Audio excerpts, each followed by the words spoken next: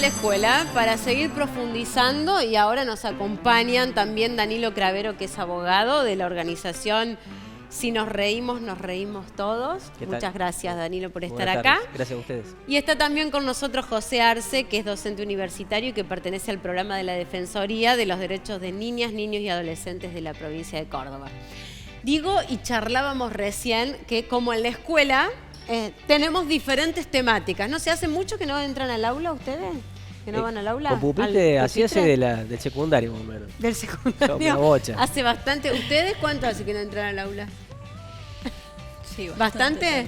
Yo estoy entrando mucho a aula virtual. Al aula virtual. Sí, pero ahí estoy haciendo capacidad. Pero el pupitre no. Al pupitre hace bastante. Yo te voy a decir algo. Yo entro bastante seguido, tengo hijos en primario y vamos a las reuniones de padres y te hacen sentar en los banquitos.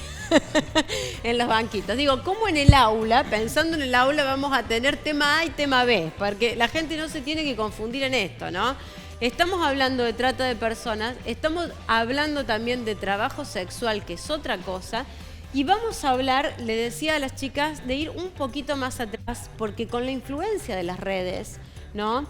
Cómo se están usando también las redes para el acoso sexual, ¿no? Y hablamos un poco de grooming, no sé, a José no le gusta el término grooming. A mí tampoco.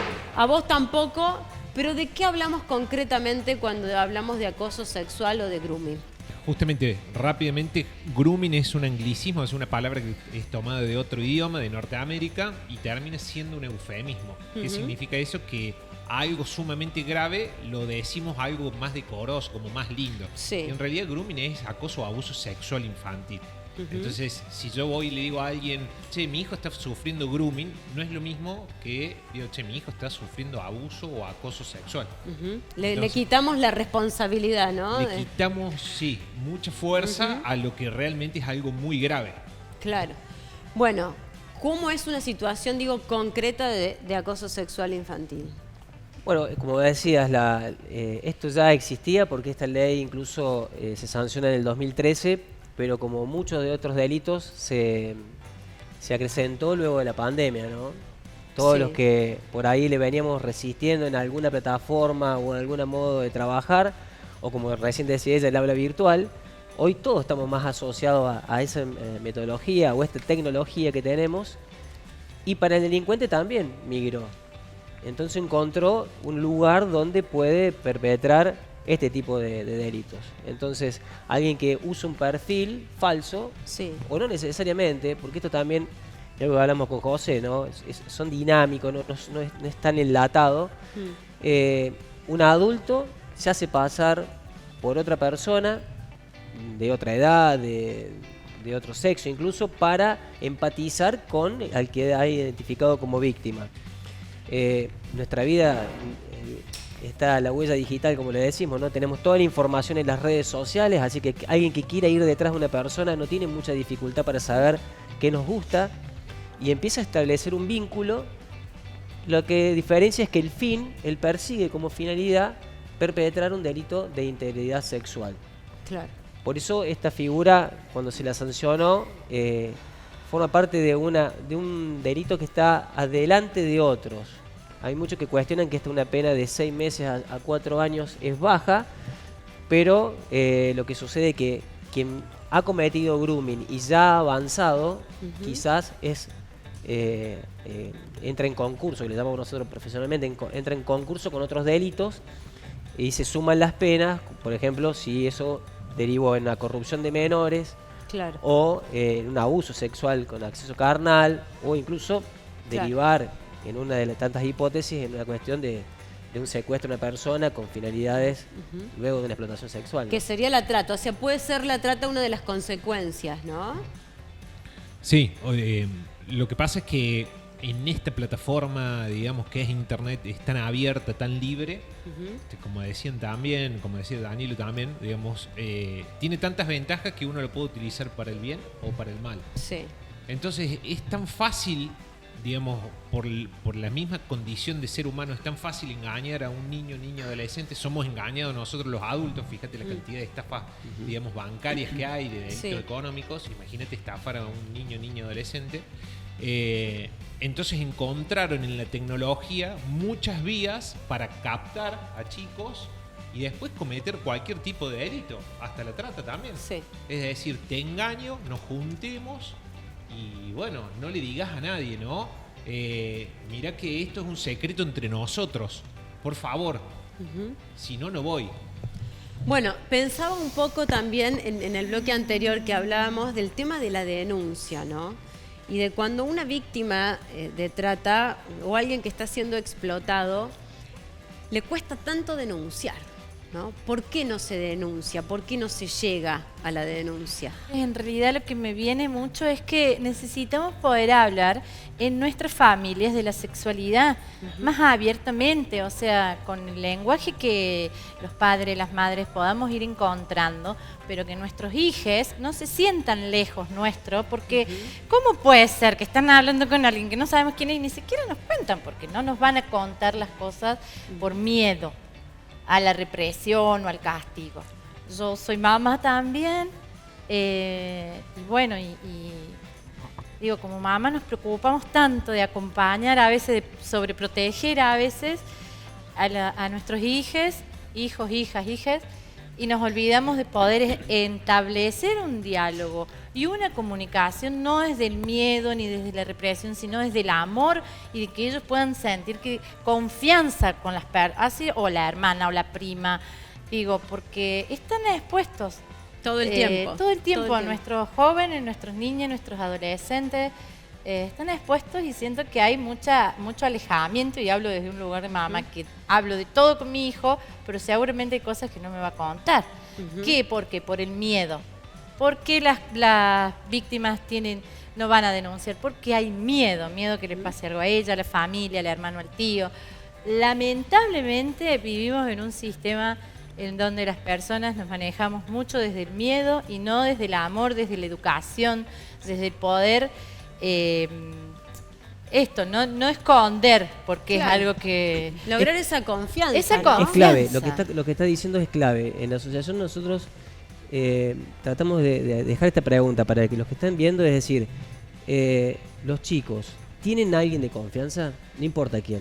Porque es cierto lo que vos decís. A lo mejor con el papá o la mamá no le va a poder contar algunas cuestiones que le esté pasando o que esté sintiendo.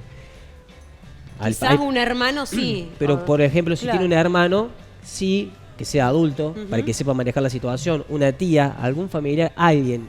Si tiene alguien de confianza, bueno, que sepa que ahí puede canalizar, y en esto también hay que ser claro, que tiene que haber la confianza y que lo que diga no va a ser censurado, porque ese es el miedo. El miedo a la vergüenza de decir, voy a contar algo que quizás yo me la mandé también una partecita, y si son menores, nunca se la mandaron, porque no tienen responsabilidad para, digamos, que se los pueda culpar por lo que hayan hecho. Hay muchísimas cuestiones que son importantes trabajar, ¿no? Nosotros cada vez que vamos a los colegios les preguntamos a los chicos, si te pasa algo malo en internet, ¿en quién confías? ¿En quién acudís? Los padres están en cuarto, quinto lugar o no aparecen directamente. Entonces parte de la responsabilidad nuestra como padres, de nuestra responsabilidad parental, está en saber que no vamos a ser muchas veces la primera respuesta de ellos. Entonces sí tenemos que empezar a pensar en construir, ayudarlos a ellos a construir su propia red de contención, que es lo que hablaba Danilo. Tal cual. ¿Compartís, Sol, digo esto, de la importancia de tener a alguien cerca? Sí, y el hecho de esto del no denunciar, a mí o sea, Sí. de alguna manera lo he vivido, porque creo que el hoy por hoy tendría más peso la acusación en el imputado en la desaparición de Yamila, la de Néstor, si mi hermana hubiese denunciado todas las veces que sufrió violencia por él. Tal cual. Y bueno, y él al amenazarla y con la familia, con mis hijos y con nosotros, nunca, no denunció. Entonces, una vez que nosotros logramos denunciar, el Estado ahí nos dice que, bueno, que esperemos, no nos toma la denuncia. Entonces, como que vos de alguna manera retrocedes en qué es ir a denunciar y qué no, porque no se te escucha. Y bueno, y me pongo a pensar en esto, en que mi hermana, si hubiese denunciado, sí tendría más peso la acusación. Tal cual, su ¿no? expareja. La importancia de ir y dejar constancia y denunciar y de tener vínculos de confianza. Digo, nos vamos a ir al recreo en un ratito, pero les pregunto porque las temáticas de hoy son difíciles de llevar, ¿no? Son difíciles de llevar, son difíciles de expresar, pero a su vez, de las cuales, como decíamos al principio, Auge, hay que ocuparse. Hay que ocuparse y saber que hay adultos con malas intenciones del otro lado, ¿no? Que del otro lado de la pantalla, del otro lado de la vereda, que pueden dañar a nuestros seres queridos y tenemos que estar ahí. Les pregunto, ¿cómo hacemos para contribuir a la prevención, ¿no? De la trata de personas, del grooming o del acoso sexual? Pensando en esto, en la explotación, ¿cómo hacemos para prevenir? ¿En qué pensamos para prevenir? Yo trabajo en prevención, hace mucho tiempo, prevención de VIH, SIDA, ITS. Para mí, la mejor prevención es estar hoy acá en este programa, en el aula, en la escuela, en el barrio, es hablar de los temas. Es que podamos dejar de mirar, porque engloba todo un tema que vinculado a sexualidad. Cuando hablamos de sexualidad siempre hay miedos, hay tabúes, de lo que no se habla, de que me río yo ahora porque nos juntamos con algunas amigas, hablemos de abusos sexuales. Decir, vos tampoco denunciaste, vos tampoco, yo tampoco, vos tampoco. O sea, la cantidad de compañeras, amigas, y no estoy hablando de trabajadoras sexuales porque también es un estigma, de otras profesiones que han sufrido abuso y que nunca se animaron a hablarlo en su casa ni con nadie, que hasta el día de hoy no hicieron una denuncia por sentir culpa por ese abuso. Entonces, para mí la mejor prevención, y por eso me dedico a tratar de impulsar el diálogo, hablar de los temas, ¿cierto? Que deje de ser un tabú, poder abordar, no sé, porque abordo el tema trabajo sexual. Claro. Un tema que no se va a hablar en una casa un domingo, pero ¿quiénes son? ¿A dónde están la demanda del trabajo sexual? ¿Existe? Existe la demanda. Ay, perdón, ¿no? Me fui por las ramas, me tocaron el timbre. Nos vamos a ir al recreo, ya vamos a descontracturar, pero es importante lo que estás diciendo. ¿Compartís, Sole, esto en la prevención del diálogo? Sí, de hecho es como... Tuve mucho tiempo pensándolo y por el miedo a la represalia que podía tener mi familia cuando nosotros denunciamos el caso de Yamila. Y bueno, y al hoy por hoy, digo, bueno, sigo difundiéndolo, de alguna manera previniendo y que puedan preguntar y todo lo demás. Por eso es que apenas desaparece una persona, siempre nos escriben y nos dicen, che, mirá, no aparece, buscamos una foto, subila, hacela viral, pasala, y creo que es una manera de prevenir y bueno, y esto de que la gente también pueda conocer, interesarse por el tema también. Y empatizar, ¿no? Empatizar empatizar desde donde pueda, porque no le pido yo que esto que te decía yo, te conozco y te cuento la causa de mi hermana. No te pido que acompañes, que te vayas a la calle conmigo o hacer lo que se me ocurra, pero desde tu lugar lo que puedas aportar, así sea, no sé, difundir la foto. Eso. Ayudar. ¿Te podemos ayudar de esa manera difundiendo la foto de tu hermana? Sí, la de mi hermana y la de todas. Porque de hecho en esta remera tengo desaparecidas que son de acá de Córdoba. Desaparecidas de Córdoba. Sí, que está acá Silvia, bueno, Luz no, Jimena Arias, Delia Jerónimo Polijo. Las tres son de Tras la Sierra. Importante, ¿no? Empatizar, concientizar, digo, ¿de qué otra manera creen que podemos ayudar a prevenir? Cuando vos hablabas hace un rato decía, me iba a esta imagen, ¿no? Cuando éramos chicos, a nosotros nos decían no salir a la calle y si salíamos no hablar con extraños. Sí. Hoy nuestros hijos no necesitan salir a la calle para jugar, están en el living, lo estamos viendo y pueden estar con un extraño que los está cooptando. Así que es importante como papás, nosotros es medio complicado, pero empecemos a hablar con los chicos para saber qué juegan, cuál es el objetivo del juego. Lleva tiempo, yo sé que es lo que estoy diciendo, pero hoy, un día sábado, es muy buena oportunidad para cuando finalice el programa preguntarle cuáles son los juegos, porque seguro que no saben los nombres de los juegos que juegan sus hijos. Si tienen chat, que se cuiden con qué es lo que están diciendo, pero no ir a perseguirlo y juzgarlo, sino decir, ¿y de qué hablan?